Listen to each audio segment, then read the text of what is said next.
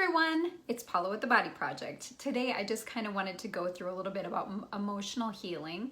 A lot of times people don't understand how to get control of their emotions or what to do with their emotions when they do come up.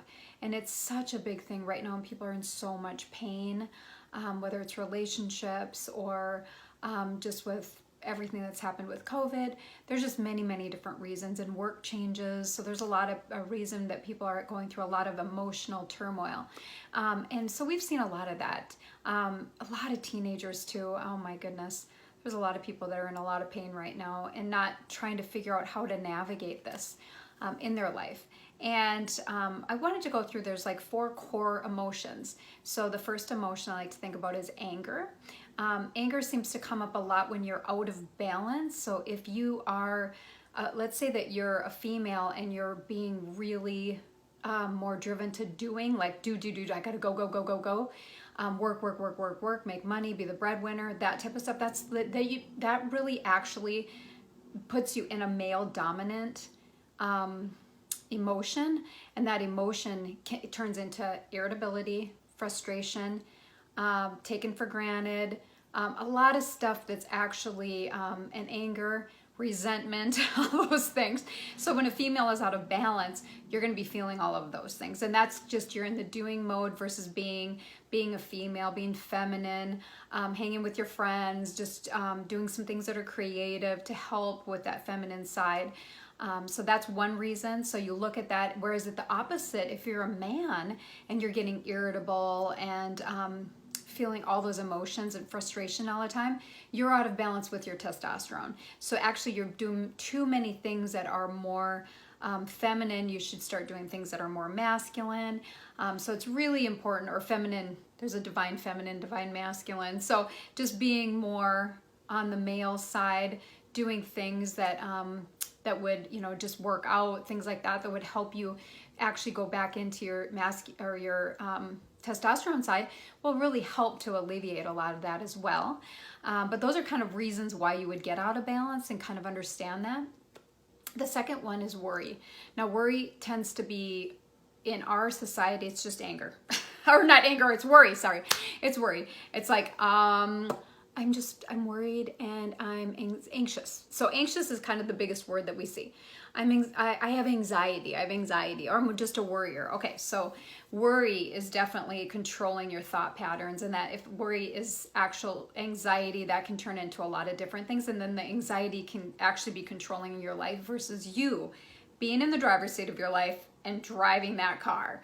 So we want to make sure you're in the driver's seat with worry. So the other one is sadness. So sadness is obviously, that can turn into depression, a sense of low self-esteem, things like that. So you just have this overwhelming feeling of feeling very sad. That's obviously is self-explanatory. I've been at a really dark place in my life before, and I really wouldn't want to wish it on anyone. When it's not really you, it feels like something else is kind of controlling you. Oh, it's pretty brutal, actually. Probably both ends are pretty brutal. Any of this is, if it's out of balance. Also, we have loneliness. Loneliness is generally when you're not connected to yourself. So you're living externally, and everything's externally, and you're not actually connected to yourself. You're not connected to a higher source. You're not praying. You're not going to church. I mean, all those things. You may not be doing those things, and so therefore you're feeling alone, or all alone, or lonely. So we have a couple different ways that we really like to address this. Number one, I like to do morphogenic field technique. With that, I can actually see, you know what? They probably have nutrient imbalances that are causing their body to feel these emotions. A big one is there's a gut-brain connection. So if the gut is off, the brain is off. So it's like, oh my gosh, my colon's off, and all of a sudden, or I eat something. I see this a lot of times, especially with my daughter. If she eats some junk food, all of a sudden she becomes more emotional. She starts getting weepy, or going inward. And that is a sign to me like, oh my gosh, it's her gut. So it's important, versus it's the hormonal side of it as a teenager. But it's really important that we look at that and say, okay, how do we rebalance those nutrient deficiencies to help support the brain, support the gut, or support the liver-brain axis as well?